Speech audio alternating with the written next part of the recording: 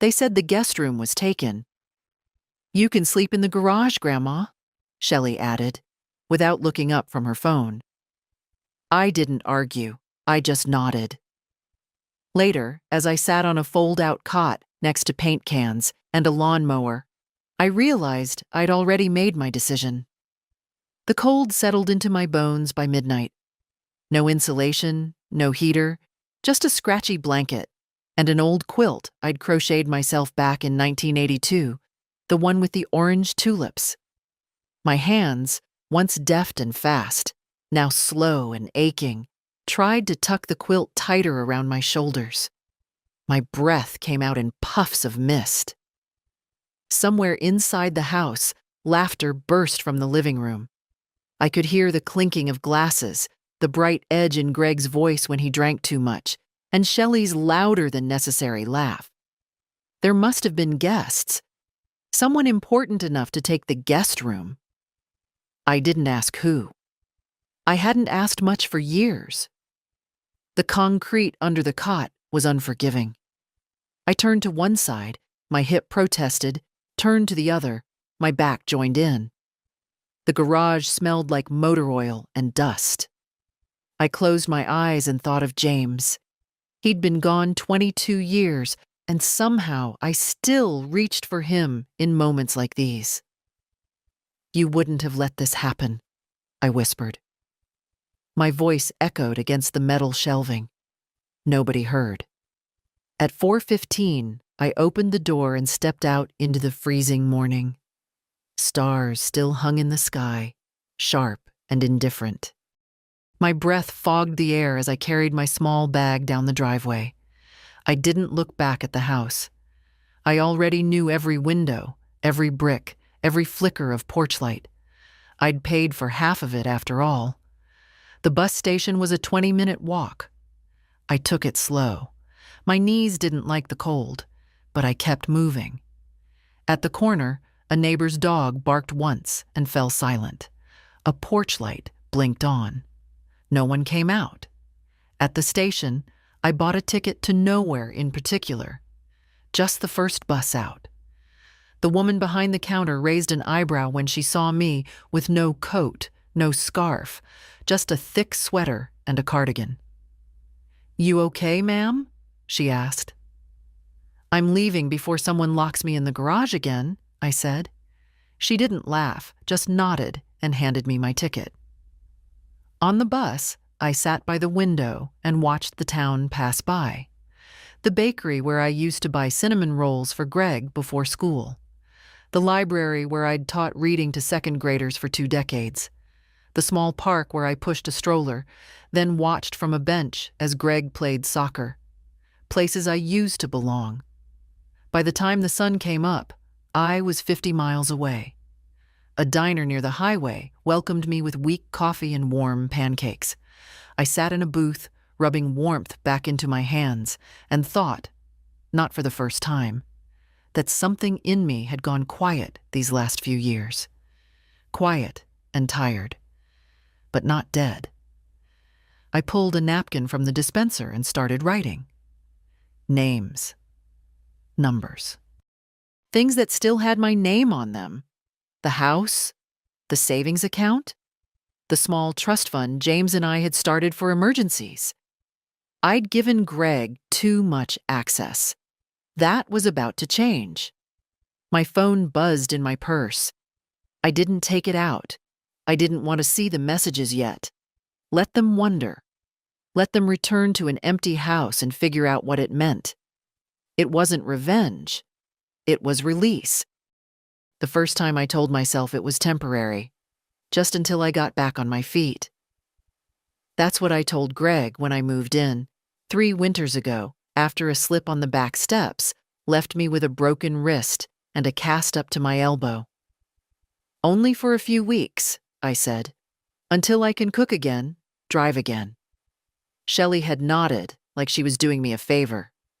"Of course," she'd said, all teeth and no warmth. Greg hadn't looked up from his laptop, but weeks became months, then months became silence. No discussion of me leaving, but no suggestion I stay. I became part of the furniture. Quiet, out of the way, low maintenance.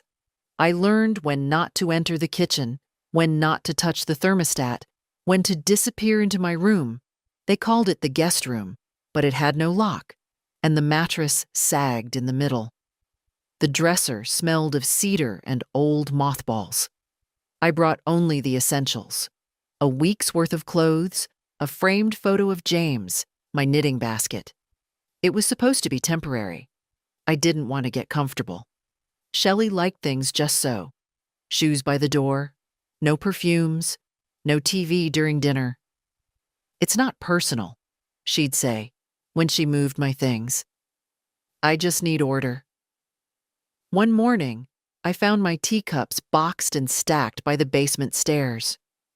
"Too much clutter," she explained. I didn't argue. Greg was different when he was younger. He used to curl into me after school, his head tucked under my chin. "You smell like cookies," he once said. I don't know when he started looking at me like a slow-moving inconvenience. Probably when I sold the house, the one James built with his own hands, and gave most of the money to help with their mortgage. "It's only right," Greg had said, pleased. "You'll be living here now. It's still your home, too." That was the last time he made me feel like I belonged. I didn't complain. That's the part that keeps circling in my mind. I didn't complain when they switched my room twice to accommodate guests. I didn't complain when they forgot my birthday, or when they asked me to keep quiet during Shelley's Zoom calls, or when they left me off the vacation trip to Arizona, because flights are tricky at your age. I adapted. I found ways to shrink myself into their lives without taking up too much space. I learned to cook early, clean when no one was home, and retreat quietly when they had company. I smiled when they remembered to include me in group photos and didn't cry when they cropped me out for the frames. But time has a way of sharpening small indignities into something hard and bright. It was Shelley's voice that woke me, sharp and exasperated. "Greg, I told you, the guest room's taken. Your mom can sleep in the garage." There was no whispering, no apology. They spoke like I was deaf or too old to care. I lay still in the bed that was mine and not mine. It was late. The window glowed faintly from the porch light. Somewhere in the hallway, someone laughed. The garage. I got up, folded the quilt, and packed a small bag. Socks, my toothbrush, my arthritis pills. I didn't rush. I moved like someone wrapping up a job. When I opened the door and walked past their closed bedroom, I didn't hesitate. I left the quilt on the cot in the garage. That was 3 days ago. Now, seated in a quiet public library in a nearby town, I reread the list I'd written on the diner napkin. It had grown. Beneath each item, I had written questions. Joint account. How many auto payments are going to their utilities? Mortgage. Is my name still on the refinancing? Emergency fund. How much has been withdrawn this year? It was all so clear now. Not cruel, not deliberate, not at first, just convenient, just practical, just enough to slowly erase me from everything except the money. I was useful when I helped, invisible when I asked. I folded the paper, placed it in my purse, and walked out of the library with a sense I hadn't felt in years. Purpose. I wasn't going back, not like before.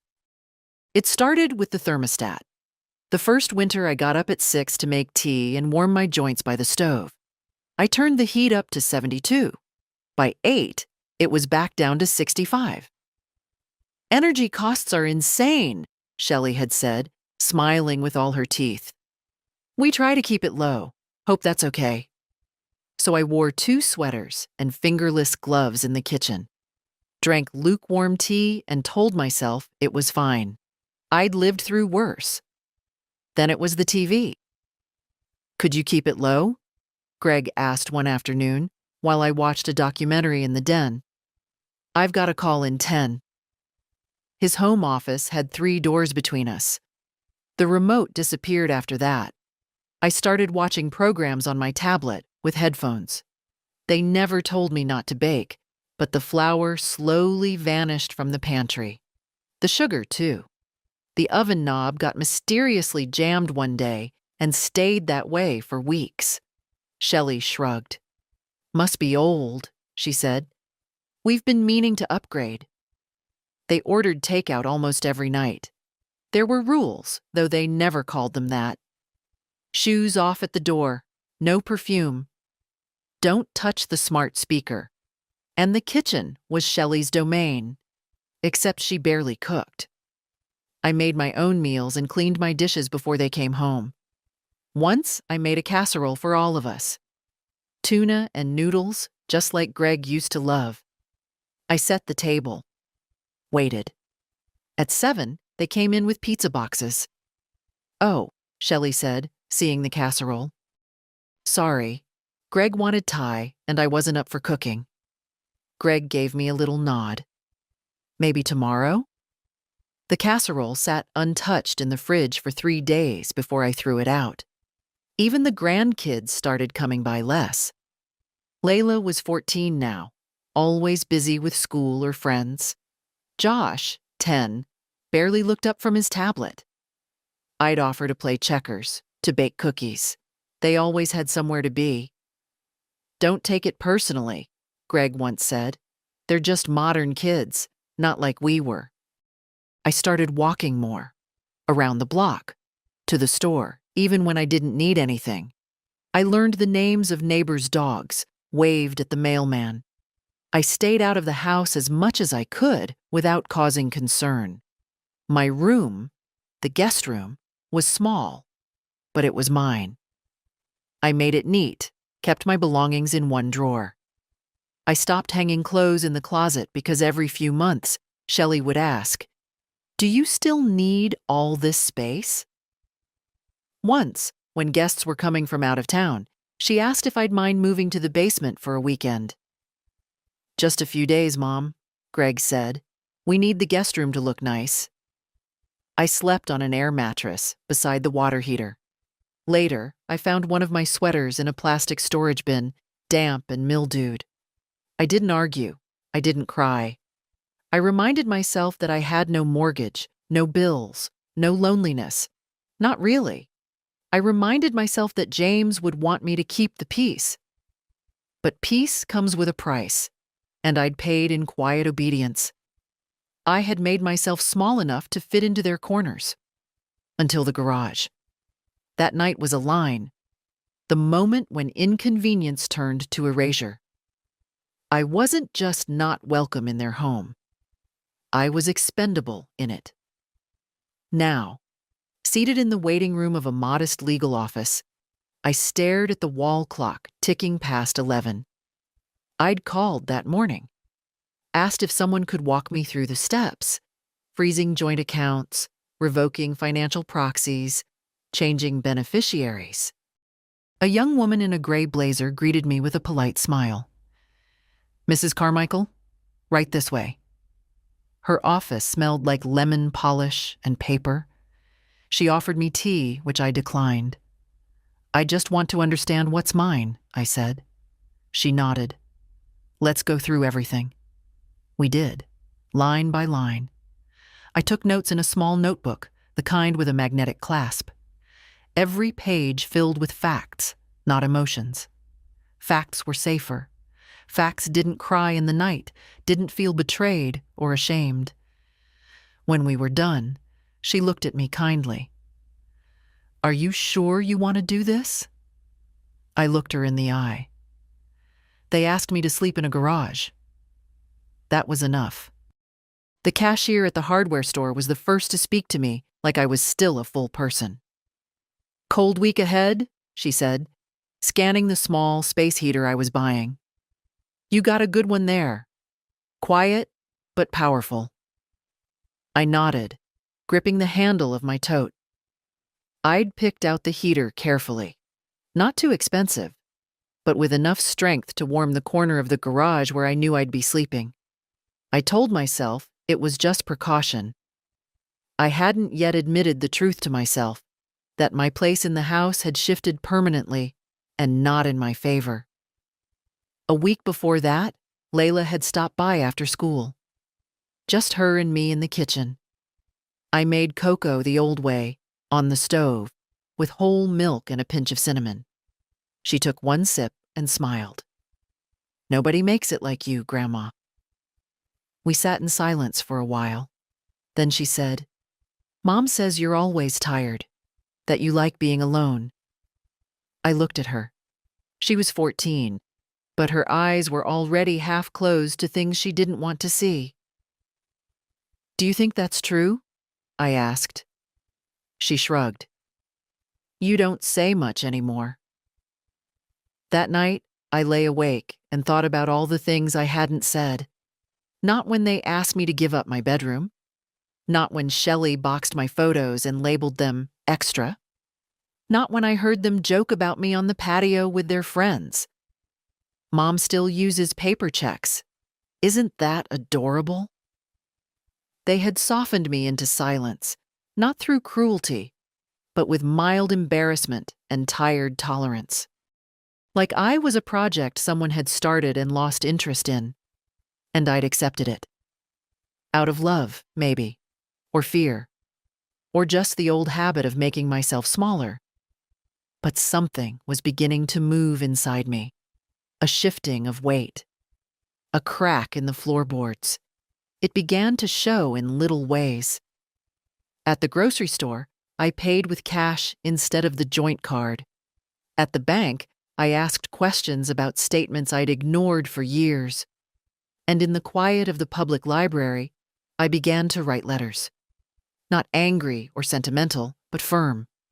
One to the bank, one to the family lawyer, one to the insurance broker. I mailed none of them yet. But just writing them made something in me sit up straighter. I started watching them, too. How Shelley skimmed through emails on her phone during dinner. How Greg checked his stock portfolio over breakfast. How the kids hardly noticed me unless I stood in front of the fridge. They were busy, that's what I used to say. Just busy. But now I saw something else. They were living lives that didn't require me, unless something broke or needed paying for. That week, I had an appointment with Dr. Marin, my general practitioner. A routine visit. Blood pressure. Joints. Nothing new. "You seem more alert," she said, peering over her glasses. "More engaged." I smiled. I started remembering who I used to be. She wrote something in her notes and said nothing, but she smiled too. After the appointment, I walked instead of calling for a ride. It was cold, but I didn't mind. I liked the sound of my own footsteps. At the pharmacy, I bought a small notebook. Red cover, elastic strap. I labeled the first page. Facts. On the second page, decisions. The third, things they don't know I know. I filled it every night before bed. A kind of inventory. Not of loss, but of what was still mine to control. One entry read, mortgage note, co-signed in 2017. Greg's name primary, mine still on the deed. Refinanced in 2021. Documents not reviewed by me. Another, utilities. Electric bill paid from joint account. Shelley once called it just a formality. And then, retirement funds. Accessed twice in 2022 for emergencies. Amounts not discussed with me. Each fact was a quiet match struck in the dark. I wasn't planning revenge. I wasn't even planning escape. But I was planning. And when the garage night came, I was ready. They thought I was still asleep when they left for their weekend getaway. I wasn't. I heard Shelley's voice carry down the hall. "She'll be fine. The heater works. And she likes her alone time." They didn't check in. And I didn't wait for them to come back. The garage smelled of gasoline and mildew. Paint cans were stacked beside the folding cot, and a broken step stool leaned drunkenly in the corner, like someone had tried to fix something once and given up halfway through. There were no windows, just a single bulb overhead and the little heater humming faintly by my feet. I sat on the cot, coat still on, hands wrapped around a cup of lukewarm tea I'd poured into an old travel mug. The mug was mine, one of the few things I still considered mine, a faded green thing with a hairline crack down the side and James's name scrawled in black marker near the bottom. I'd stopped asking where the rest of my things had gone. Towels, baking pans, a framed photo from our wedding that once sat on the shelf, all moved for space or boxed for safekeeping. Outside, the temperature had already dropped below freezing. I could feel it in my bones, those quiet, stabbing aches that come when you've lived long enough to recognize the weather just by the way your fingers resist buttons. The door to the house had shut 2 hours ago. I heard their car pull out of the driveway, Shelley's laughter bouncing off the garage wall one last time. "Don't forget your overnight bag," she'd chirped. "The resort's got heated floors." I wasn't invited, of course. "Just a weekend getaway," Greg had said. "We figured you'd appreciate the quiet." They didn't mention where I was supposed to sleep. Until the moment Shelley, not unkindly, just casually, had looked up from her phone and said it. "The guest room's taken. You can sleep in the garage, Grandma." I don't think she meant it to hurt. That's the worst part. It wasn't meant to be cruel. It was said like it was practical, efficient, reasonable. So here I was, wearing 2 sweaters and the same wool socks I wore last Tuesday, sitting on a cot beside a lawnmower that hadn't been used in years.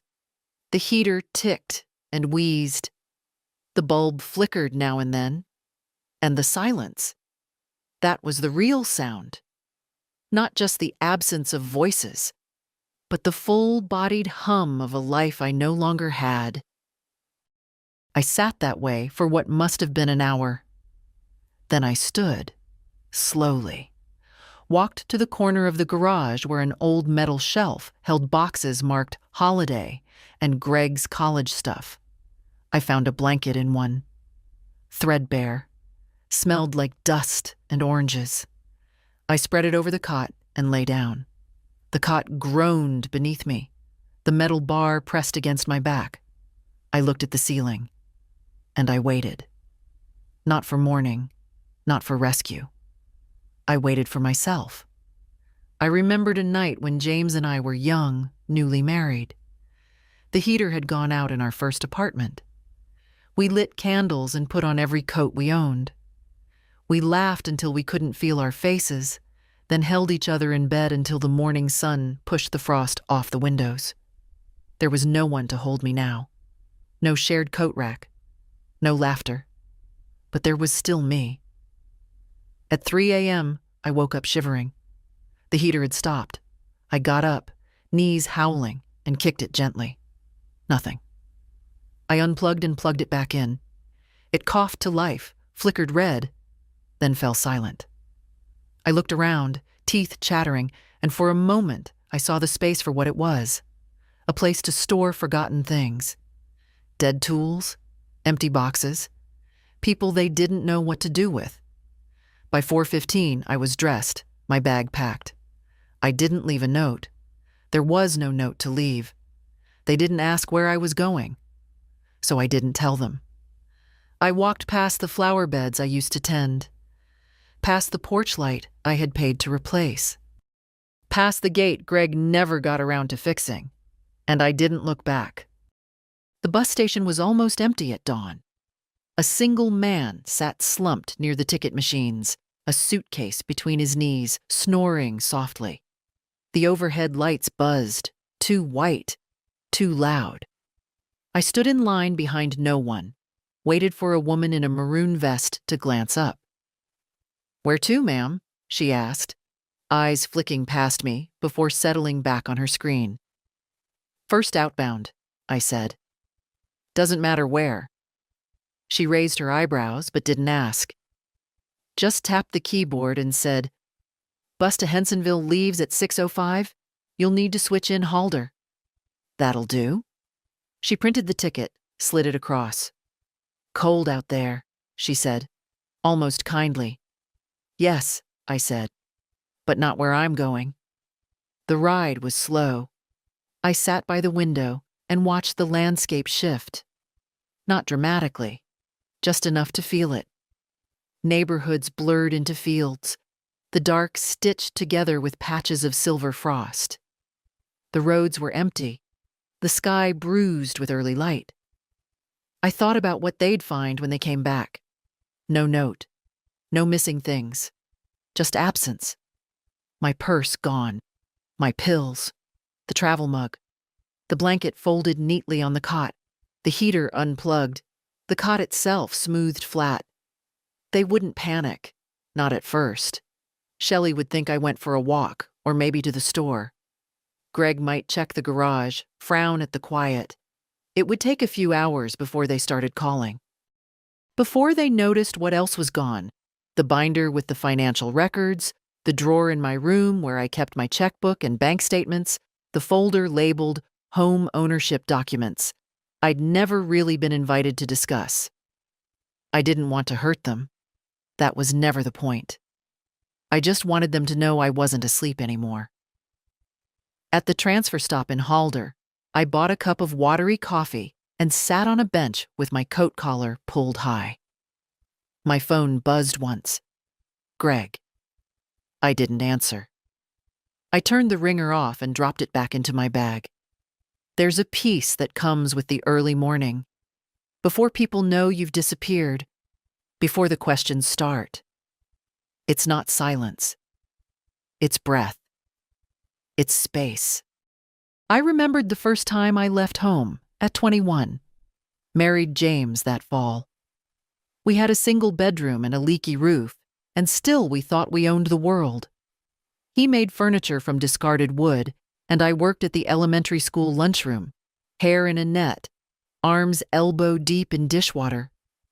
We built a life that way, with scraps, with smiles, with stubbornness. And when he died, the world didn't fall apart. I kept it moving. I sold the old house.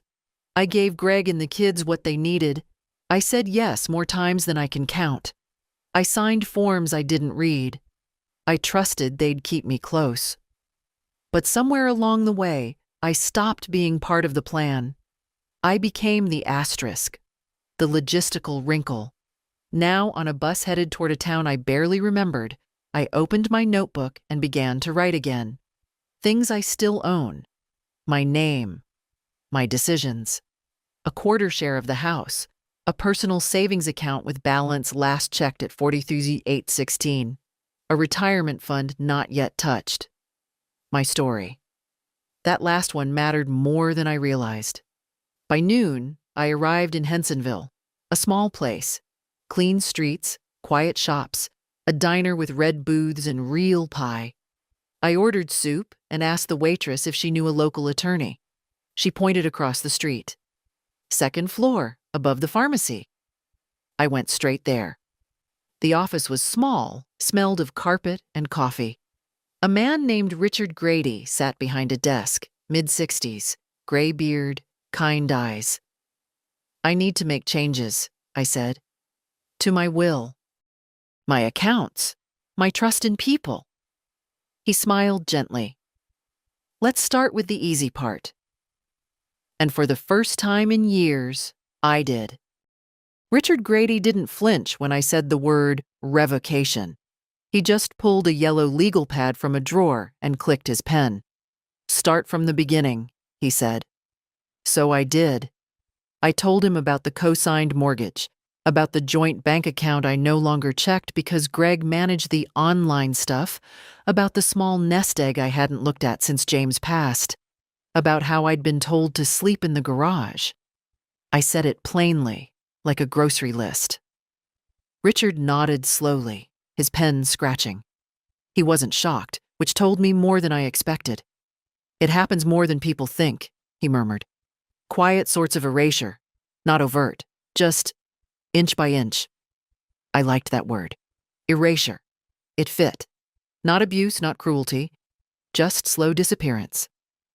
By the end of the hour, I'd signed the first batch of forms, revoked financial power of attorney from Greg, requested full control over all joint accounts, instructed Richard to begin proceedings for establishing an individual trust, one with clearly defined beneficiaries. "Anyone in mind?" he asked, tapping the trust form. "One," I said. "My granddaughter, Layla." He looked up. "Not your son?" I met his eyes. "My son has had enough." After I left his office, I stepped back out into the town. The pharmacy downstairs had a display of wool mittens and peppermint lotion. I bought both. I hadn't bought anything for myself in months, not since that sweater last fall, the one Shelley said was a bit too loud. The motel I found was modest but clean. A small heater chugged in the corner, the bedspread was faded but freshly washed, and the front desk clerk offered me an extra blanket without me asking. "You here for long?" she asked. "Just until I decide what's next." She smiled. "Well, you let us know if you need anything." I took my tea back to the room and settled in with my notebook. Things already done. Attorney retained. Power of attorney revoked. Joint accounts flagged for freeze. Initial trust paperwork begun. Things to do tomorrow. Call the bank directly. Transfer funds into a solo account. Draft letter to Greg. Don't send yet. Decide where to live next. That last line sat heavy on the page. Where does someone go when they've been uninvited from their own life? I didn't want a big house. I didn't want revenge. I wanted quiet mornings. My own schedule. A place where my name wasn't in the margins? I thought about James. About the small lake house we once talked about buying, back before the kids. He dreamed of fishing in the early hours, of watching the sun rise over the dock. I used to laugh at how detailed his plans were. Even the kind of chair he wanted. Something that creaks properly, Edna. There'd been a lake town just 30 minutes from here. I remembered the name now. Winstead. I jotted it down. Just then, my phone, still on silent, lit up. 7 missed calls from Greg, 4 from Shelley, 1 voicemail. I didn't press play. Instead, I opened a clean page in the notebook and wrote in all caps. They will call when they need. They always did. When the heater broke. When Layla needed braces. When the car insurance lapsed. When they wanted to go on vacation and couldn't cover the full airfare. I'd always answered, always helped. Until now. Now, they'd come home to a house that felt emptier than they expected. To bank notices they didn't understand. To questions they couldn't answer. Let them sit in that silence. Let them feel it. It wasn't punishment. It was balance. The next morning, I put on my cleanest sweater, brushed my hair until it lay flat, and walked the 6 blocks to the branch bank. It was a small place.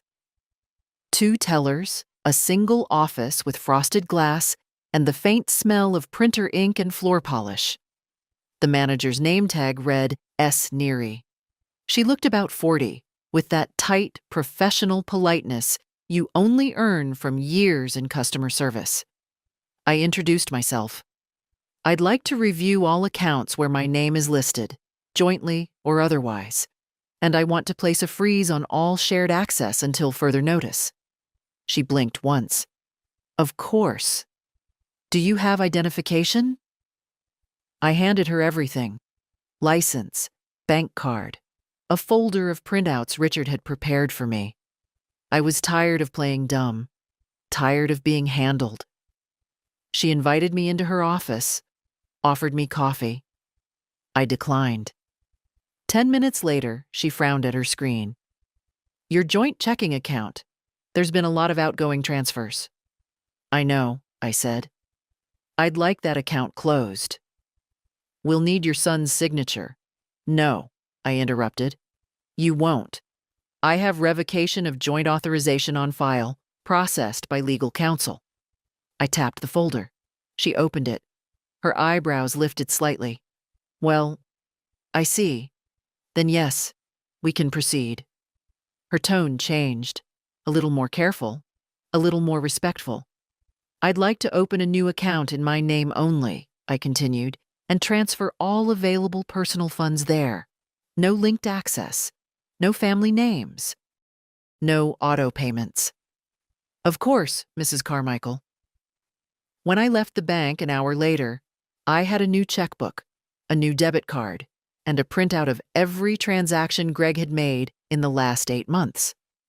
Rent payments, streaming services I didn't use, a high-end gym membership, a payment to something called Coastal Property Management. I underlined that one 3 times. Back at the motel, I sat on the bed, wrapped in the motel's extra blanket, and went line by line. They hadn't drained me, but they'd chipped away. Little withdrawals. Just until payday, Mom. We'll reimburse you, Mom. It's easier if you handle it, Mom. Greg once said it was about streamlining. One card, one account. A family system. But it wasn't a system, it was a siphon. And I was the reservoir. Until I wasn't. I called Richard that afternoon. They'll come looking, I said. He chuckled. Let them. Everything's legal and documented. You're protected. I don't want to fight. You're not fighting. You're exiting. That night, as I lay in bed with the hum of the heater in the background, I let myself imagine what came next. Not the confrontation, not the phone calls I still refuse to answer, but the after, the cottage by the lake, a porch swing, a bookshelf with nothing but mystery novels and old photographs, my own chair, my own dishes, my own key. I wanted less control over me, less airless politeness, less walking on eggshells in a house I partly owned but never belonged to. I wanted mornings with coffee that stayed hot and wasn't poured into travel mugs I wasn't allowed to touch. I wanted the freedom to choose silence, not have it imposed. The next day, I would call a real estate agent in Winstead. And I wouldn't tell anyone. Let them wonder. Let them come back to a house that looked the same, but was missing something vital. Let them feel the hole I'd quietly left behind. I heard the first voicemail at 6:42 p.m. I didn't mean to play it. My finger brushed the screen while I was setting the alarm on the motel's old digital clock, and suddenly Greg's voice filled the room, tinny and unsure. Mom, hey, we just got back and... Are you out? Your room's empty. I mean, everything looks okay, just... Yeah. Call me when you get this. Okay? That was the first one. By the time I finished brushing my teeth, there were 3 more. One from Shelley. Sharp. Brittle. Edna, this isn't funny. If you're upset, we can talk, but disappearing isn't the answer. And 2 more from Greg, each more anxious than the last. The 4th ended with, Mom, I swear if something happened... I turned the phone off. It was tempting. So tempting. To reply. To let him know I was safe. That nothing happened. That I had simply removed myself from a place where I wasn't wanted. But I didn't. I let the silence speak. Let them sit in their perfect, climate-controlled house with their matching dinnerware and their guest room, freshly vacuumed and waiting. Let them step over the quilt I'd left folded in the garage. Let them notice how clean the coffee table was, how the checkbook was gone, how no bills had been paid. They didn't call Layla. I knew that because at 8:17 she texted me herself. Grandma, are you okay? Dad's acting weird, said you're out. What's going on? I replied to her and only her. I'm okay, darling. I just needed some air. I'll call you tomorrow. 3 dots appeared, then stopped. Then another text. I miss you. And I wrote, I miss you too. Then I turned the phone off again. The next morning, I walked to the town's little breakfast cafe and ordered pancakes, extra butter. No one stared. No one asked where I was from. The waitress called me Han and topped off my coffee before I could ask. I opened my notebook. Calls from Greg. 7 calls from Shelley. 4 texts from Layla. 2 missed. Nothing essential. There was a clarity now that I hadn't known I needed. That day, I went back to Richard's office and signed the final documents. The trust for Layla was officially initiated. My remaining funds were protected. The deed status on the house back home was under review and soon to be legally partitioned. They won't be able to sell it without your consent anymore, Richard explained. Good, I thought. Let them learn what consent feels like. As I left, my phone, now briefly powered on, lit up with a message. Greg, we need to talk. I think there's been a huge misunderstanding. I smiled. That phrase. There's always been a misunderstanding. My tone, my expression, my absence at events I was never invited to. The way I noticed things, remembered things. The way I stopped offering, stopped agreeing. The way I left.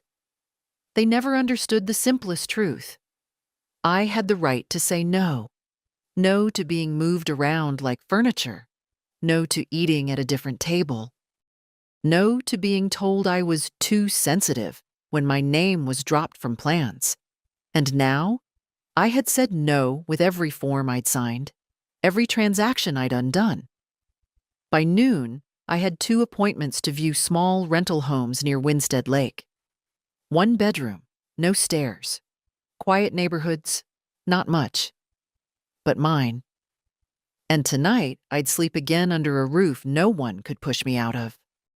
The first house was small, but it smelled like fresh paint and dry wood. The landlord, a quiet man in his 60s named Frank, handed me the keys without asking too many questions. Take your time, he said. It's open. The living room had 1 window, slightly warped but still functional. The light came in sideways, soft and thin, like the early pages of autumn. The walls were plain white, the carpet a light beige, the kind that showed dirt easily, but also made the room feel open. There was only 1 bedroom, and the kitchen was little more than a countertop and a stove. But the bathroom had a deep tub, and the porch had enough room for a chair. I stood in the center of the room and listened. Nothing. No television in another room. No voices through the wall. No footsteps overhead. Just the hum of quiet. It was beautiful. I signed the lease that afternoon. Frank didn't ask about family. Didn't ask why an old woman was moving into a rental alone with cash up front. Just nodded when I said, 1 year, no automatic renewals. Good fences, he said. Make good neighbors. I moved in the next day. 2 bags, a suitcase, and the small red notebook. No furniture yet. I sat on the floor and drank instant coffee from a plastic cup. The heat worked. The door locked. My name was the only one on the lease. It wasn't freedom in the dramatic sense. There were still bills to pay, pills to take, steps to climb slowly. But it was peace. Real peace. The kind you feel when you no longer have to tiptoe through your own life. That night, I turned the phone on again. More messages from Greg. More from Shelley. This time in a tone that tried to sound less sharp. Then, at 9:04 p.m., a call from Layla. I answered. Grandma? Her voice was a whisper, like she didn't want to be overheard. Hi, baby, I said. Where are you? Somewhere warm. Somewhere quiet. She paused. Dad's freaking out. He said something about lawyers. And you taking back the house? I let the silence stretch a little. I didn't take anything back, I said. I just stopped giving it away. I don't understand. I know. Another pause. Can I come see you? That right there, was the only thing I hadn't planned for. Yes, I said. But not yet. Soon. I just need a little time to remember how to be alone without feeling lonely. Are you mad at Dad? I thought about that for a long second. I don't think so, I said finally. I think I'm just done pretending I'm not. Layla didn't speak for a while. Then she whispered, I miss your stories. I'll tell you more. But you have to come to me for them now. Okay. We said goodnight, and I watched the phone screen fade to black. The following morning, I set up a checking account at the local credit union and transferred the trust funds for Layla into a separate folder in the safe deposit box. Everything had a place now. Everything was protected. On my way out, I passed a secondhand store and bought a kettle, a small table, and a chair with a worn cushion. I carried them home in 2 trips. No one offered to help, and that suited me fine. By noon, I had my first cup of tea in my new house. No one asked what I was doing. No one told me where to sit. No one turned down the heat. It was my name on the door now, and I had no intention of erasing it again. I was slicing apples for pie when the knock came, not a timid one. Firm. 3 slow thuds, spaced like punctuation. I set the knife down, wiped my hands on a dish towel, and glanced at the clock. Too early for the landlord. Too late for delivery. I opened the door halfway. Shelley stood there, arms crossed, coat unbuttoned despite the cold, hair perfect. Behind her, Greg sat in the car, engine still running. Can we talk? She asked, voice carefully neutral. I didn't step aside. About what? She hesitated. Greg didn't want to come up. Said he wouldn't say the right things. That's a good start, I said. But I stepped back anyway. Not out of kindness, just curiosity.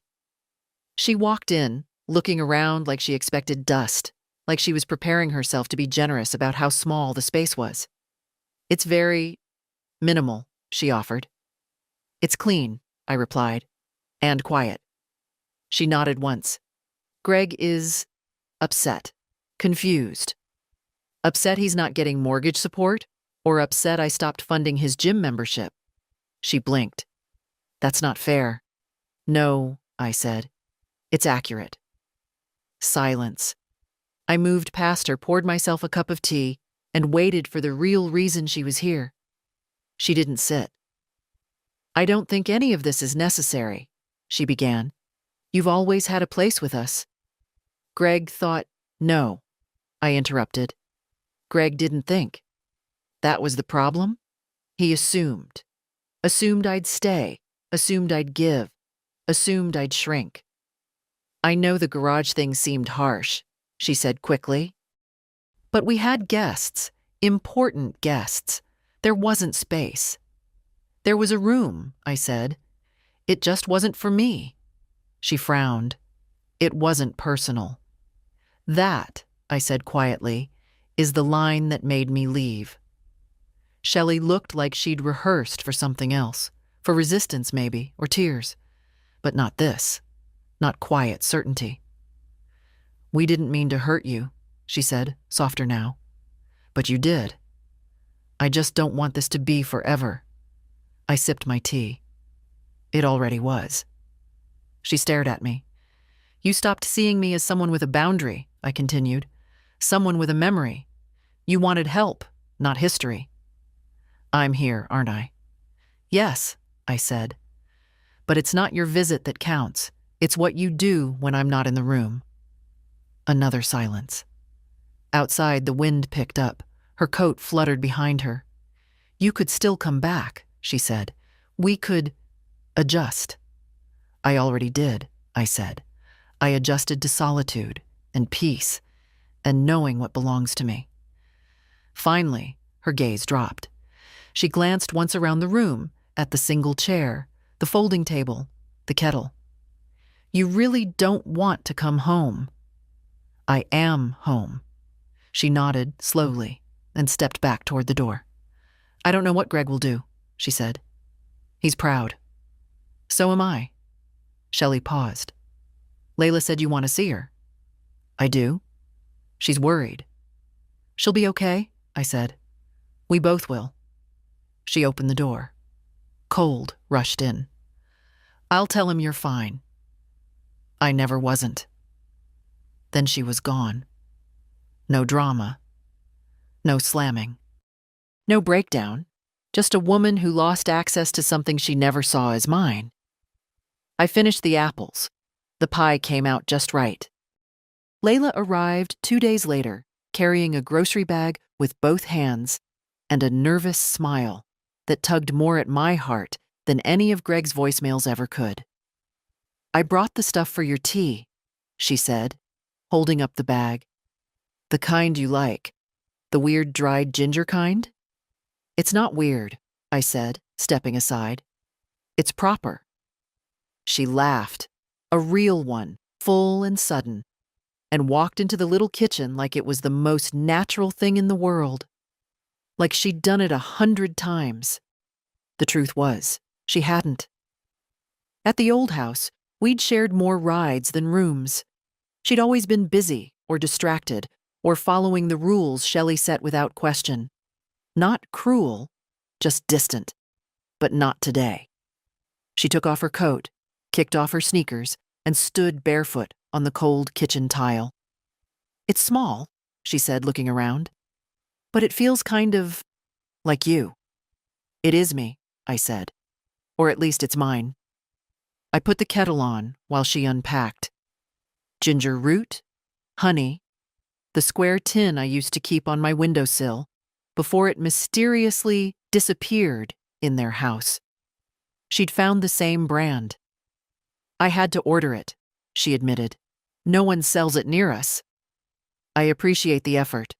She leaned on the counter and watched me slice the ginger. Dad's not taking this well, she said after a moment. I nodded. He wouldn't. He says you blindsided him. Did he mention the garage? She swallowed. He says that wasn't what he meant. It's always not what he meant. But it was what he did. Layla didn't argue. She looked down at the counter, tracing invisible patterns with her fingertip.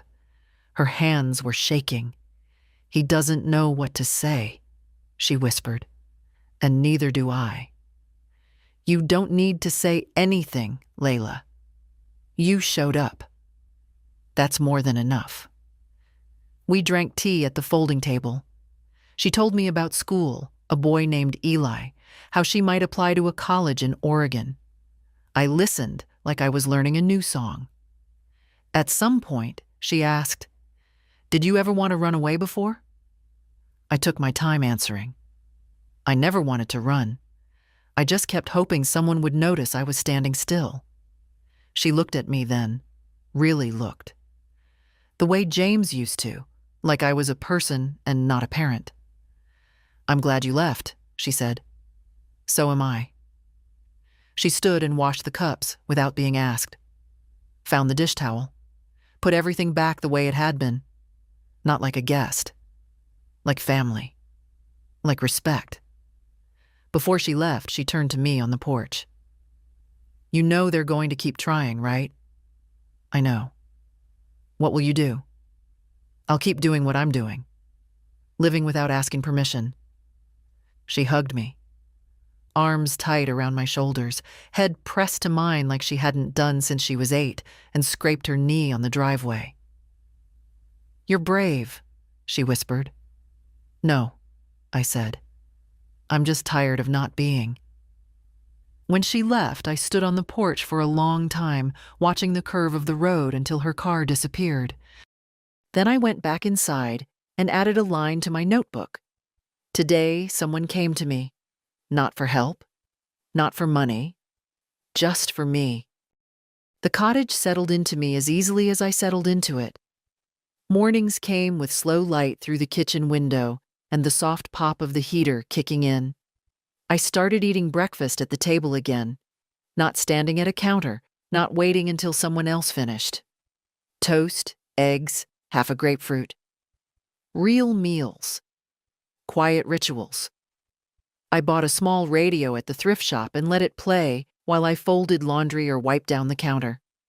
Old jazz sometimes, or weather updates in calm, practiced voices. I liked the sound of people speaking without needing anything from me. Every few days, Layla texted. Nothing urgent. Just pictures of her drawings, screenshots of songs she thought I'd like, the occasional meme I didn't understand but laughed at anyway. I never pushed her for more. She came when she could. That was enough. Greg didn't come. He wrote, though. A long email with phrases like deeply regret and never meant and want to make things right. It read like something written at 2 a.m., rewritten at 3, and sent at 4 when pride and panic collided. I didn't reply. Not out of spite. Just because it wasn't owed. Shelley wrote once too. Shorter, colder. She used words like disruption and escalation, as if I'd pulled a fire alarm in the middle of a dinner party. Her message ended with, "We just wish you'd spoken to us directly." I read that one twice. Because I had, many times, in small ways. In silences and swallowed questions, and in every time I said, "It's fine," when it wasn't. But people don't hear you when they're not listening. I saw them once. Briefly. I'd gone into town for groceries, turned the corner by the pharmacy, and spotted them across the street. They didn't see me. Shelley was saying something, tight-mouthed, hands moving fast. Greg nodded, distracted, jaw clenched the way it always was when things weren't under control. They looked older than I remembered, tired in a way that went beyond sleep. I stepped into a side alley and let them pass. Later that afternoon, Richard called. "The title audit's complete," he said. "Your name's secure on your quarter share of the property. Any attempts to refinance, sell, or take equity without your approval will be legally blocked." "Thank you," I said. "There's more." I waited. "Your original co-signing on the 2017 mortgage. There were some irregularities. Missing signatures, delayed filings, enough that if you wanted to contest your financial responsibility, you could." I felt nothing. Not anger. Not satisfaction. Would it hurt them? Financially? Yes. Legally? Possibly. I was quiet a moment. Then, "No. Let it stand. I just want it to stop." Richard hesitated. "You're sure?" "Yes. I didn't walk away to start another fight. I walked away to end the quiet one." After the call, I took my tea onto the porch and watched the wind roll through the trees. A dog barked in the distance. Leaves blew in circles on the gravel path. I thought of James, of the way he used to say, "You can't fix everything, Edna. Some things you just walk past." He was right. That evening, I unpacked the last box. Inside, 3 photo albums, my wedding ring in a little cloth pouch, and the small quilt they'd left folded in the garage. I shook it out, shook the dust of memory from it, and laid it across my bed. It fit perfectly. Greg called again. I didn't answer the first 3 times, but on the 4th, I picked up. Not because I had anything left to explain, but because I wanted to hear his voice with all the layers stripped away. No audience, no Shelley listening from the next room, no kids in the background. "Mom?" His voice cracked on the first word. "I'm here," I said. Long pause. "I don't know what to say." "Then start with the truth." He let out a shaky breath. "We didn't mean for it to get like that. It just happened. Things piled up. Schedules. Bills. We didn't notice." "You noticed," I cut in. "You just didn't look." He didn't argue. "You left me in a garage?" He tried to jump in. It was temporary. It was only a night. No, I said. It wasn't one night. It was every day that came before it.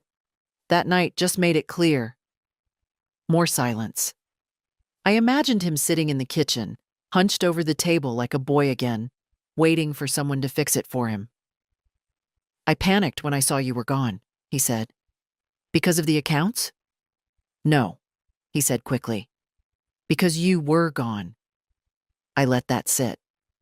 I thought you'd always be there, he said. Even if you were quiet, even if you were mad. I thought you'd just stay. I know, I said. I'm sorry. He meant it, not perfectly, not in the way that rewrites the past. But he meant it the only way he could. Broken, late, and real. I don't hate you, Greg. I know. I just can't come back. His voice caught. I didn't call to ask you to. That surprised me. I called because I wanted you to know I get it now. Not everything, but some. Some is a good start. I've been talking to Layla, he added. She told me. She said you're happier. I'm freer. She wants to come stay with you for a few days this summer. She's welcome any time. I heard him breathe in slowly, like he wanted to say more. Then he stopped. Mom, he said finally, what do you want me to do? I thought about that. Leave me in peace, I said. And next time someone hands you silence, don't assume it means nothing's wrong. He said okay. We hung up without promises, without neat endings. Afterward, I sat on the porch with my tea and watched the wind move across the water in small, steady pulses. It wasn't closure, but it was enough. The lake was quiet that morning. Not the kind of silence that feels empty, but the kind that fills you up slowly, leaf by leaf, ripple by ripple. The kind of quiet that feels earned. I sat on the porch wrapped in my quilt, sipping coffee from the same chipped mug I'd carried out of the garage that night. The mug had survived it all. Cracks, drops, being boxed up and forgotten. A bit like me. A bird landed on the railing, tilting its head as if it recognized something in me. I smiled, nodded once, and it flew off again. That day I didn't do much. I rearranged the bookshelf, wrote in my notebook, watered the tiny herbs growing in pots along the windowsill. It wasn't a productive day by any external measure, but it was full of choice, of breath, of space that belonged to me. The mailbox held a letter from Layla. Real paper, real handwriting. Grandma, I told Dad, I'm spending part of the summer with you, whether he likes it or not. He didn't argue. He just nodded. I think that's his version of okay. I'm bringing books and those ridiculous puzzles you used to hate. You're not getting rid of me now. I pressed the page to my chest and closed my eyes. At lunch, I took a walk down the gravel path behind the cottage, the one that led through a tangle of trees and ended at a bench by the water. James would have loved it there. Not because of the view, though the view was kind, but because it was the kind of place where nothing rushed you, nothing expected anything. I sat for a long time, and when I stood up again, something shifted inside me. Not dramatically. Just a click. Like a door that had been stuck for years finally eased open. When I got back to the cottage, I pulled out my red notebook and added the final page. What I have now, a roof I chose, a silence I own, a granddaughter who sees me, a past I no longer apologize for, a name I didn't let them erase. I placed the notebook on the windowsill and opened the window just a crack. Let the wind touch the pages. Let the world know I stayed standing. I made tea. I turned on the radio, and as the music played, something old, something slow, I let myself exhale. We don't always get justice, but we can get clarity. We can get ground under our feet again. We can stop being polite in the face of erasure. We can leave, even if it's late, even if it's quiet, and we can begin again without asking permission. If this story touched something in you, share it with someone who needs to hear it, someone who's been sleeping in silence for too long. We deserve more than survival. We deserve return.